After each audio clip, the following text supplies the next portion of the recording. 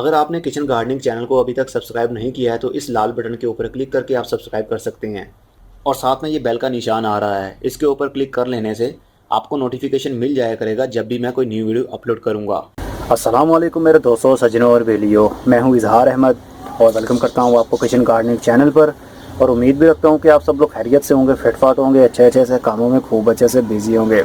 आज मैं बात करने वाला हूं फर्टिलाइज़र पर, जो कि केमिकली फर्टिलाइज़र होंगे। ये दो टाइप के आपके सामने फर्टिलाइज़र रखे गए हैं जो बहुत ही कॉमन हैं और वर्ल्ड वाइड इनका यूज़ भी किया जाता है, पौधों को बड़ा करने के लिए, पौधों को लंबा चौड़ा करने के लिए और फ्रूटिंग के लिए और फूलों वाले पौधों के लिए। तो आज मैं आपको बताऊंगा कि इनका यूज़ हम कैसे कर सकते हैं और इनके नाम क्या हैं। ये जो ब्राउन कलर का आपको दिख रहा है इसका नाम है DAP, डायमोनियम फॉस्फेट। हम इनकी फॉर्मुलेशन में नहीं जाएंगे, सिर्फ ये देखेंगे कि इनका यूज़ हम कैसे कर सकते हैं और किस किस मौसम में इसका यूज़ करना चाहिए। और ये ग्रे कलर का जो आपको दिख रहा है ये है NPK, जिसमें नाइट्रोजन भी है, फास्फोरस भी है और पोटाशियम भी है। तो चलिए अब देख लेते हैं इन दोनों का यूज़ कब कब किया जा सकता है। क्या इन दोनों का यूज़ इकट्ठा भी किया जा सकता है? तो स्टे विद मी। सबसे पहले बात करते हैं DAP पर। डायमोनियम फॉस्फेट के अंदर 18% नाइट्रोजन पाई जाती है और 46% फास्फोरस। ये हम यूज़ करते हैं अपने प्लांट्स की रूट्स की डेवलपमेंट के लिए और उन वेजिटेबल्स के लिए जो रूट लेवल से ही बढ़ती हैं, जिस तरह मूली, गाजर, शलजम, जो वेजिटेबल्स ज़मीन के अंदर ही ग्रोथ करती हैं, उनके लिए ये बहुत ही अच्छी चीज़ है। और कुछ ऐसे प्लांट्स भी होते हैं जिनकी रूट स्ट्रॉन्ग होंगी तो वो ऊपर से भी स्ट्रॉन्ग दिखेंगे, इसलिए हमें DAP यूज़ करनी पड़ती है, मतलब डायमोनियम फॉस्फेट। DAP के अंदर पोटाशियम 0% होता है, मतलब थोड़ा सा भी पोटाशियम का सोर्स इसके अंदर नहीं है। इसके अंदर सिर्फ दो ही चीज़ें हैं, या तो नाइट्रोजन है या फिर फॉस्फोरस, जो रूट्स को डिवेलप करता है। जब भी आपने किसी चीज़ की सीडलिंग करनी हो या फिर प्लांट को शिफ्ट करना हो तो जिस मिट्टी के अंदर आप वो कर रहे हैं, पहले उसके अंदर थोड़ा सा इसका यूज़ कर लिया जाता है और उसको अच्छी तरह से मिक्सअप करने के बाद हम प्लांट को शिफ्ट करते हैं, ताकि जो न्यू प्लांट हम लगा रहे हैं उस मिट्टी के अंदर फास्फोरस इतना काम करे कि उसकी रूट्स जल्दी डिवेलप हो सकें। इसलिए हम DAP का यूज़ करते हैं। लेकिन गर्मी के सीज़न में इन दोनों फर्टिलाइज़र का यूज़ बहुत ही कम कर दिया जाता है और समटाइम तो इनको यूज़ ही नहीं किया जाता, क्योंकि इन दोनों के अंदर नाइट्रोजन का सोर्स है और ऐसे फर्टिलाइज़र ऑफर नहीं किए जाते इतनी गर्मी के सीज़न में जिनके अंदर नाइट्रोजन का सोर्स हाई हो, क्योंकि नाइट्रोजन का हाई सोर्स की वजह से गर्मी के दिनों में प्लांट की रूट्स भी बर्न हो सकती हैं। क्या आपकी प्लांट की ग्रोथ अच्छी नहीं चल रही, या फिर उसका ट्रंक ठीक नहीं होता, या उसकी रूट्स ठीक तरीके से डेवलप नहीं होती, तो आपको यूज़ करना पड़ेगा DAP फर्टिलाइज़र, जो आपके प्लांट्स की रूट्स को बहुत ही अच्छे से डेवलप करेगा और ओवरऑल आपके प्लांट की ग्रोथ अच्छी होगी, क्योंकि इसके अंदर नाइट्रोजन भी है। 18% नाइट्रोजन है, जो आपकी प्लांट्स की ग्रीनरी के लिए बहुत अच्छा होता है, मतलब आपके पौधे के पत्ते ग्रीन रहेंगे। हर 15 रोज़ के बाद इसके 10 से 15 दाने आप गमलों में यूज़ कर सकते हैं। अगर आपका छोटा गमला है तो उसके अंदर 5 से 6 दाने हर 15 दिन के बाद ऐड कर सकते हैं। और अब बात करते हैं NPK फर्टिलाइज़र पर, जो कि बहुत ही मशहूर फर्टिलाइज़र है, जो दुनिया में हर गार्डनर इसको यूज़ करता है। इनमें 3 रेशियो होते हैं, किसी में नाइट्रोजन ज़्यादा होती है और किसी में फास्फोरस ज़्यादा होता है और किसी में पोटाशियम ज़्यादा होता है। देखने को सभी NPK फर्टिलाइज़र एक जैसे ही दिखते हैं, किसी का रंग ब्लू होता है, किसी का लाइट ब्लू और किसी का डार्क ब्लू और किसी का ग्रे। NPK एक मशहूर फर्टिलाइज़र है। इसके अंदर जो न्यूट्रिएंट्स पाए जाते हैं उनकी तादाद कुछ यूँ है, 17-17-17 के नाम से भी ये मशहूर होता है और 8-13-28 से भी मशहूर होता है और 8-23-18 से भी मशहूर है। सिर्फ रेशियो का फ़र्क पड़ता है NPK का, मतलब NPK अप डाउन होता रहता है, किसी में N ज़्यादा है, किसी में P ज़्यादा है और किसी में K कम है या ज़्यादा है। तो चलिए इस पर बात करते हैं कि क्यों ये अप डाउन होता रहता है और हमें कैसे पता चलेगा कि जो हमारे पास है उसका रेशियो क्या है, मतलब उसमें NPK की परसेंटेज क्या है। दुनिया का हर फर्टिलाइज़र डिपेंड करता है NPK पर, मतलब नाइट्रोजन, फास्फोरस और पोटाशियम पर। हर किसी का रेशियो देखना पड़ता है। जो मेरे पास है ये 8-23-18 है। 8% इसके अंदर नाइट्रोजन है, 23% फास्फोरस है और 18% पोटाशियम है। गर्मी के सीज़न में हम वो फर्टिलाइज़र यूज़ करते हैं, मतलब वो NPK का रेशियो यूज़ करते हैं जिसके अंदर नाइट्रोजन का सोर्स थोड़ा कम हो, और सर्दी के सीज़न में हम वो फर्टिलाइज़र यूज़ करते हैं जिसके अंदर ज़्यादा नाइट्रोजन का सोर्स हो। तो समझ लीजिए गर्मी और सर्दी वाले दोनों अलग अलग फर्टिलाइज़र मतलब NPK मिल जाते हैं। अगर नाइट्रोजन का सोर्स ज़्यादा होगा तो आपके पौधे के पत्ते ग्रीन होंगे, मतलब फोलिएज के लिए वो नाइट्रोजन बहुत ही ज़बरदस्त रहेगी। और अगर आपके प्लांट्स की रूट्स डिवेलप नहीं हो रही ठीक तरीके से तो इसके अंदर फास्फोरस भी होता है, जो आपके प्लांट्स की रूट्स को डिवेलप करने में आसानी पैदा करता है। और इसके अंदर 18% पोटाशियम भी पाया जाता है। पोटाशियम पौधे को तब चाहिए होता है जब वो फ्लावरिंग पर आया हो या फ्रूटिंग पर आना चाहता हो। फ्रूट वाले प्लांट के लिए और फ्लावरिंग वाले प्लांट के लिए पोटाशियम बहुत ही कॉमन चीज़ है। अगर हम प्लांट की रिक्वायरमेंट के मुताबिक उनको पोटाशियम ऑफर ना करें तो वो प्लांट फ्रूट नहीं देता, और अगर वो देता है तो वो छोटे साइज़ के ही जड़ जाते हैं या फिर पीले होकर गिर जाते हैं, या फिर उनको कलियाँ लगती हैं तो जड़ जाती हैं।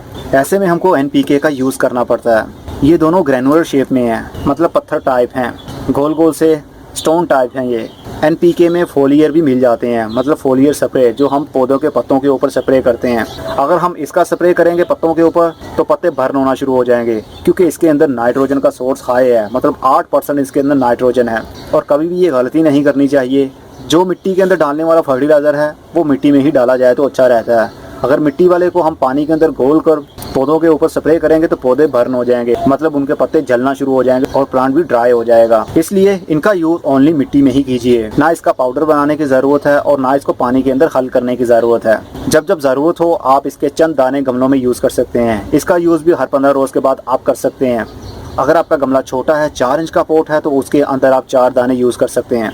मतलब जितने इंचेस का आपका पोट होगा उतने ही आपने दाने यूज़ करने हैं। मान लीजिए 1 इंच के लिए 1 दाना काफ़ी होता है। अगर 16 इंच का पोट है तो आप 16 दाने उसमें ऐड करें हर 15 रोज़ के बाद। और मई, जून, जुलाई के महीने में, ये 3 महीने ऐसे होते हैं जब हम प्लांट्स को फर्टिलाइज नहीं करते, क्योंकि गर्मी बहुत ज़्यादा होती है और गर्म हवा चलने की वजह से और धूप की वजह से पहले ही नाइट्रोजन का सोर्स काफ़ी हाई पहुंच जाता है। तो अगर हम ऐसे में फर्टिलाइजर का यूज़ करेंगे जिसके अंदर नाइट्रोजन का सोर्स होगा तो प्लांट बर्न भी हो सकते हैं, मतलब वो मुरझा सकते हैं, ड्राई हो सकते हैं। इन दोनों को मिक्स करके भी आप यूज़ कर सकते हैं, क्योंकि इसके अंदर सिर्फ 2 चीज़ें हैं, नाइट्रोजन है और फास्फोरस है, और पोटाशियम इसके अंदर नहीं है, और इनके अंदर तीनों चीज़ें हैं। तो अगर हम इन दोनों का कॉम्बिनेशन बनाते हैं तो हमें ये जहन में रखना पड़ेगा कि DAP में 18% नाइट्रोजन होती है और NPK में अप डाउन होती रहती है। इसके अंदर 17% भी हो सकती है और 8% भी हो सकती है। तो अगर हम 17% वाली यूज़ कर लेते हैं और इसके अंदर ऑलरेडी 18% है, और 17 और 18 जब दोनों मिल जाएंगी तो नाइट्रोजन का सोर्स बहुत हाई पहुंच जाएगा, जिसकी वजह से आपके प्लांट बर्न भी हो सकते हैं। इसलिए मैं सजेस्ट आपको ये करूंगा कि इन दोनों का अगर आपने कॉम्बिनेशन यूज़ करना हो तो कुछ दिनों का डिस्टेंस रख लीजिए।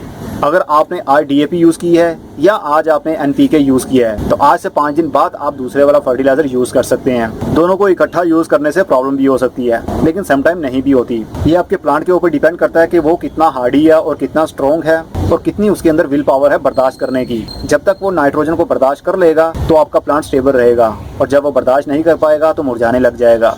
इसलिए आपको डिस्टेंस रखना पड़ेगा दोनों में।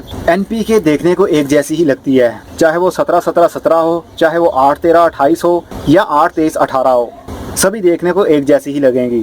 तो हमें कैसे पता चलेगा कि हम कौन से वाली यूज़ कर रहे हैं, उसके अंदर नाइट्रोजन का सोर्स हाई है या लो है? तो वो हम नहीं जान सकते। जहाँ से हम इसको बाय कर रहे हैं, जिस शॉप से ख़रीद रहे हैं इसको, हमें उनसे पूछना पड़ेगा कि इसके अंदर क्या परसेंटेज है नाइट्रोजन, फास्फोरस और पोटाशियम की, तो वो हमको बता देगा। और आपने जिस पॉलीथीन के अंदर इसको स्टोर किया हो या जिस जार के अंदर इसको स्टोर किया हो तो उसके बाहर आप इसका नाम लिख सकते हैं NPK, और नीचे उसका रेशियो लिख सकते हैं कि कितने % नाइट्रोजन है, कितने % फास्फोरस है और कितने % पोटाशियम है। इससे आपको याद रहेगा कि आपने कौन सी यूज़ करनी है। गर्मी के सीज़न में हाई नाइट्रोजन वाली NPK यूज़ नहीं करनी, और सर्दी के सीज़न में आप हाई नाइट्रोजन वाली भी यूज़ कर सकते हैं, क्योंकि सर्दी के सीज़न में नाइट्रोजन का सोर्स बहुत ही गिर जाता है ठंड होने की वजह से। उम्मीद करता हूँ आपको अच्छे से समझ भी लग रही होगी। और ये एक्सपायर नहीं होती, चाहे आप 2 साल रखें या 3 साल रखें या 5 साल रखें, आप इनका यूज़ कर सकते हैं टाइम टू टाइम। ये केमिकली फर्टिलाइजर है, इसलिए इसकी स्मेल भी नहीं होगी और बहुत ही ईजी टू यूज़ होता है ये। अगर आपके फूलों वाले पौधों में, मतलब गुलाब के पौधों में या जैस्मीन के पौधों में फूल नहीं आ रहे तो आप इनका यूज़ कर सकते हैं NPK का। दोनों फर्टिलाइजर का यूज़ तब किया जाता है जब ग्रोइंग सीजन हो, मतलब बाहर के सीजन में या बरसात के मौसम में। अदरवाइज आप पूरा साल भी इसका यूज़ कर सकते हैं। जहां आपने हर 15 रोज़ का डिस्टेंस रखना है वहां आप 25 दिन का डिस्टेंस रख दीजिए या 1 महीने का डिस्टेंस रख दीजिए।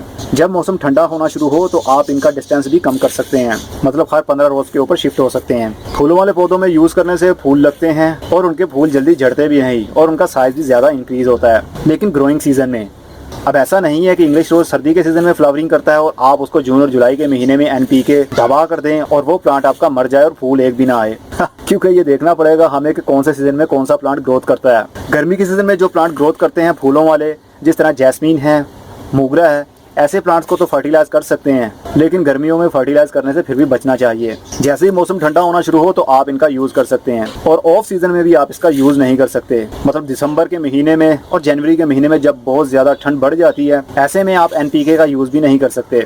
क्योंकि वो ग्रोथ सीजन नहीं होता।